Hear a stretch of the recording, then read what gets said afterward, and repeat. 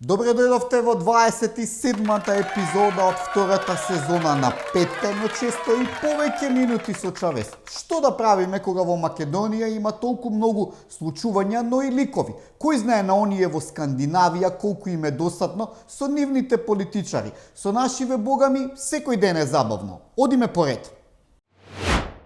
Знаете ли дека кога Емануел Макрон и Брижит ке станат од Сабајле, прва мисла им е Македонија, додека го пијат кафето, си зборат за нас. Нема муабет за Иран, за нафта, за Украина, туку за нас.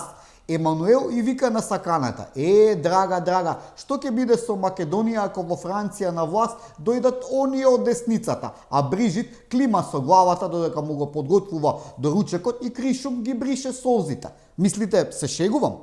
Не ми е до шегување, нема да ви биде ни вам ако сте ја слушнале изјавата на Филипче за политичката состојба во Франција.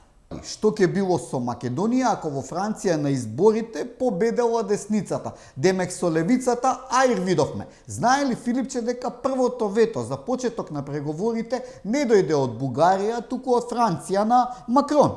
Дебе Венко, зашто ги плаќате тие од Србија? Нека изгуглаат или поново нека го прашаат ChatGPT. Ај Богданка и Јон појма немаат, ама вештачката интелигенција е чудо кога ќе зафали природната.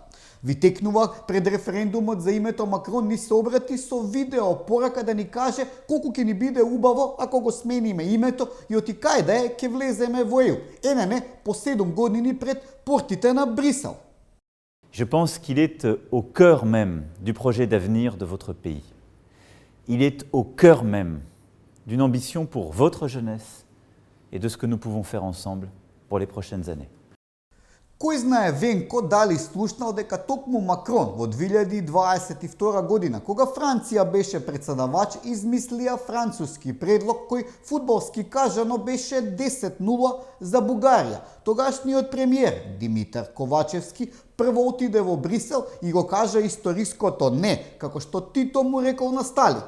Зборот на Таче му држеше 2-3 дена, кога рече дека за Македонија е прифатлив модифицираниот француски предлог, кој во суштина беше ист, само малку нашминкат. И во вистинскиот и модифицираниот суштината беше исто, а тоа е дека ќе мораме да ги внесеме бугарите во устав за да ги почнеме преговорите за членство. Клучниот збор е да ги започнеме, без никакви гаранции дека Бугарија нема да не блокира веќе на второто поглавје. Од тоа време е и славната изјава на Пендаровски. Кога се крчкаше францускиот предлог, тој изјави: значи ние во Скопје немаме видено никаков предлог. За по еден месец гордо да каже: па јас ги работев сите тие документи. Значи ние во Скопје тука немаме видено француски предлог. Мина една недела од славната изјава на Шилегов дека ќе каже кој во СДСМ се дрогира, а кој се збогатил додека биле на власт. Нит Петре кажа, нит Венко го исклучи од партија. Како се вели, овие двајца се двете страни од иста паричка. Шилегов не сака да ги презентирам доказите. Светскиот бизнис и капитал се сели од Дубај во Сингапур. Значи ова војнава во Иран не му се погоди на Заев. Нит зградата ја доврши, нит ништо. Сега што да прави? Да почнува ли нова во Сингапур? Човек да не е рад.